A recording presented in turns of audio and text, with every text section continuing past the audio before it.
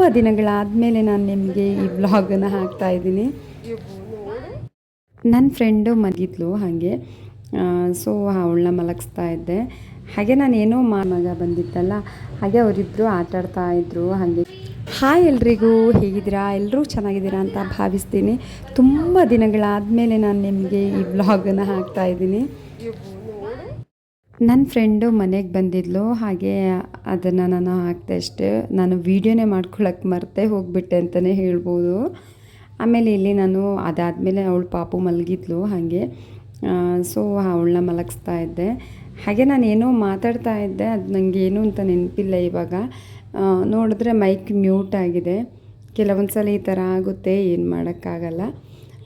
ಹಾಗೆ ಇದರಲ್ಲಿ ಒಂದು ಅರ್ಥ ಆಯಿತು, ಒಂದೊಂದು ಸಲ ನಾವು ಮ್ಯೂಟ್ ಆಗಿರೋದೇ ಬೆಸ್ಟ್ ಅಂತ ಅನಿಸುತ್ತೆ. ಲೈಫಲ್ಲೂ ಅಷ್ಟೇ, ಎಷ್ಟೋ ಜಗಳಗಳಾದಾಗ ಫ್ಯಾಮಿಲಿ ನಡುವೆ ಅಥವಾ ನಮ್ಮ ಒಳಗಡೆ ಜಗಳ ಆದಾಗ ನಾವು ಮ್ಯೂಟ್ ಆಗಿದ್ದರೆ, ಯಾರೇ ಒಂದು 10 ದಿನನೋ 15 ದಿನ ಮ್ಯೂಟಾಗಿ ಯಾರಿಗೂ ಏನು ಹೇಳಿದೆ ಸುಮ್ಮನೆ ಇದ್ದರೆ ಅದು ತನ್ನಿಂತಾನೇ ಪ್ರಾಬ್ಲಮ್ ಸಾಲ್ವ್ ಆಗುತ್ತೆ ಅನಿಸುತ್ತೆ. ಹಾಗೆ ಇಲ್ಲಿ ಅಂದರೆ ನನ್ನ ಹಸ್ಬೆಂಡ್ ಅವ್ರ ಅಣ್ಣನ ಮಗ ಬಂದಿತ್ತಲ್ಲ, ಹಾಗೆ ಅವರಿಬ್ಬರು ಆಟಾಡ್ತಾಯಿದ್ರು. ಹಾಗೆ ಕ್ಯಾಪ್ಚರ್ ಮಾಡಿದೆ. ಏನಂದರೆ ಅವಳು ತುಂಬ ದಿನಗಳಾದಮೇಲೆ ಮಕ್ಕಳ ಜೊತೆ ಆಟಾಡ್ತಿರೋದು, ಅವಳಿಗೆ ತುಂಬ ಖುಷಿ ಇದೆ ಅವನ ಜೊತೆ ಆಟಾಡೋದು. ನನಗೂ ಖುಷಿ ಆಗುತ್ತೆ ಅವಳ ಜೊತೆ ಆಟಾಡೋದು. ಹಾಗೆ ಆಟಾಡ್ತಾ ಇರೋದು ಒಂದು ಕ್ಯಾಪ್ಚರ್ ತಗೊಂಡೆ ಅಷ್ಟೇ.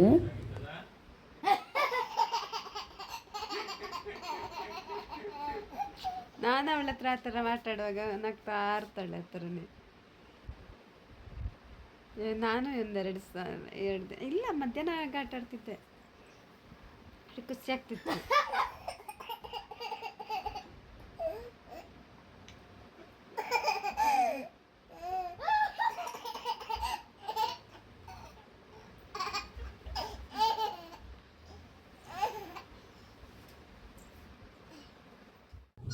ನಾವು ಅವತ್ತು ನೈಟೇ ನಾವು ಊರಿಗೆ ಬಂದ್ವಿ. ಯಾಕಂತಂದರೆ ನಮಗೆ ಸ್ವಲ್ಪ ಕೆಲಸ ಇತ್ತು, ನಮ್ಮ ಅತ್ತೆಗೆ ಸ್ವಲ್ಪ ಹುಷಾರಿರಲಿಲ್ಲ ಆಯಿತು. ಹಾಗೆ ಊರಿಗೆ ಬರೋಣ ಅಂತ ಪ್ಲ್ಯಾನ್ ಇತ್ತು ನಮ್ಮದು.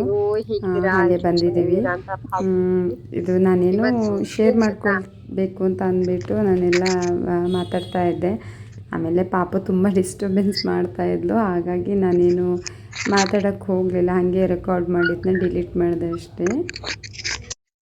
ನನ್ನ ಪಾಪುಗೆ ಇನ್ನೂ ಹಲ್ಲು ಬಂದಿರಲಿಲ್ಲ ಆಯಿತು, ಅದಕ್ಕೆ ಹಾಸ್ಪಿಟಲ್ಗೆ ಹೋಗಿದ್ದೆ ಅಂತ ಹೇಳಿದ್ದೆಲ್ಲ ಪ್ರೀವಿಯಸ್ ವ್ಲಾಗಲ್ಲಿ ನಾನು ಐ ಥಿಂಕ್ ಶೇರ್ ಮಾಡಿದ್ದೆ. ಹಾಸ್ಪಿಟಲ್ಗೆ ಹೋಗಿದ್ವಿ ಅಂತ, ಅಲ್ಲಿ ಏನು ಹೇಳಿದ್ರು ಅಂತ ಹೇಳಬೇಕು ಅಂತ ಅಂದ್ಬಿಟ್ಟು ನಾನು ಅದನ್ನ ರೆಕಾರ್ಡ್ ಮಾಡಿದ್ದೆ. ಬಟ್ ಆಗಲಿಲ್ಲ, ಅನ್ಫಾರ್ಚುನೇಟಾಗಿ ನನಗೆ ಅದು ಮಾಡೋಕ್ಕೆ ಆಗಲಿಲ್ಲ. ಅದಕ್ಕೆ ಸುಮ್ಮನೆ ಹಾಗೆ ಬಿಟ್ಟೆ. ಇದು ಸಂಜೆ ವ್ಲಾಗ್ ಆಗಿರುತ್ತೆ. ಸಂಜೆ ನಾನು ಮತ್ತು ಪಾಪು ಹಾಗೆ ಕೂತ್ಕೊಂಡಿದ್ವಿ ಹೊರಗಡೆ ನೋಡ್ತಾ.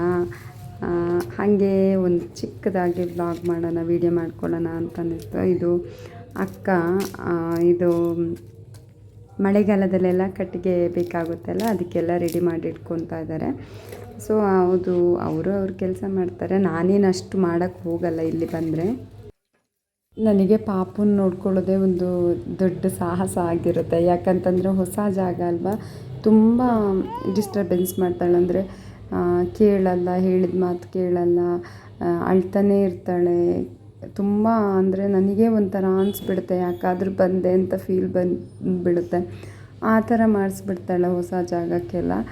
ಅದಕ್ಕೆ ನಾನು ಅಷ್ಟು ಕೆಲಸ ಏನು ಮಾಡೋಕ್ಕೆ ಹೋಗಲ್ಲ. ನನಗೇನು ಚಿಕ್ಕ ಪುಟ್ಟದ್ದು ಮಾಡೋಕ್ಕಾದರೆ ಮಾಡ್ತೀನಿ ಅಷ್ಟೇ. ನಾನು ಅದನ್ನೇ ಮಾಡಬೇಕು, ಇದನ್ನೇ ಮಾಡಬೇಕು ಅಂತ ಏನು ರಿಸ್ಟ್ರಿಕ್ಷನು ಮಾಡಲ್ಲ. ಮಕ್ಕಳಾದಮೇಲೆ ನಾವು ಮಕ್ಕಳ ಕಂಫರ್ಟ್ ಝೋನ್ನೇ ನಾವು ಜಾಸ್ತಿಯಾಗಿ ಚೂಸ್ ಮಾಡ್ತೀವಿ ಅನಿಸುತ್ತೆ. ನಾನು ಅಷ್ಟೇ, ನನಗೆ ಮಗಳು ಕಂಫರ್ಟ್ ಆಗಿದ್ದಾಳ ಅಂತಲೇ ನಾನು ಜಾಸ್ತಿ ನೋಡ್ತೀನಿ. ಅವಳು ಕಂಫರ್ಟ್ ಆಗಿದ್ದರೆ ನಾನು ಅದಕ್ಕೆ ಅಡ್ಜಸ್ಟ್ ಆಗ್ತೀನಿ. ಬಿಕಾಸ್ ಅವ್ರು ಚಿಕ್ಕ ಮಕ್ಕಳಲ್ಲ, ಅವರಿಗೆ ಅವ್ರದ್ದೇ ಆದದ್ದು ಕಂಫರ್ಟ್ ಝೋನ್ನೇ ಹುಡುಕ್ತಾ ಇರ್ತಾರೆ. ನಮಗೇನು ಮಾಡೋಕ್ಕಾಗಲ್ಲ ಇವಾಗೆಲ್ಲ.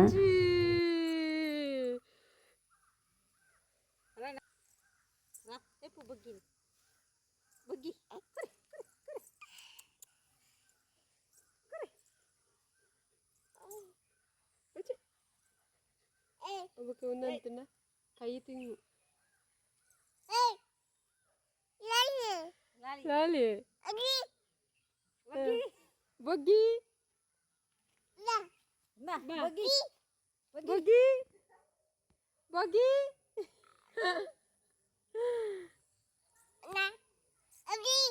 ಬಗ್ಗಿ.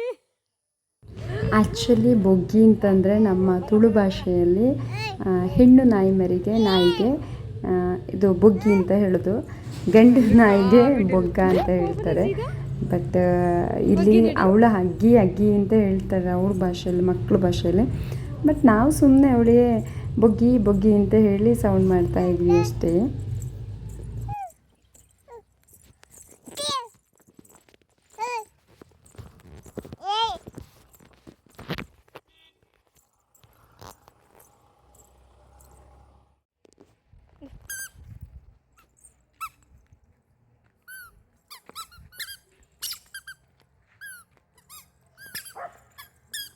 ನನ್ನ ಮಗಳು ಸ್ವಲ್ಪ ಲೇಟಾಗಿ ನಡೆದಿತ್ತು ಅಂತಲೇ ಹೇಳ್ಬೋದು. ಕೆಲವ್ರ ಮಕ್ಕಳು ಬೇಗ ನಡೀತಾರಂತೆ, ಬಟ್ ನನಗೆ ಗೊತ್ತಿಲ್ಲ. ನನ್ನ ಮಗಳಿಗೆ ಇವಾಗ 1 ಇಯರ್ 2 ಮಂತ್.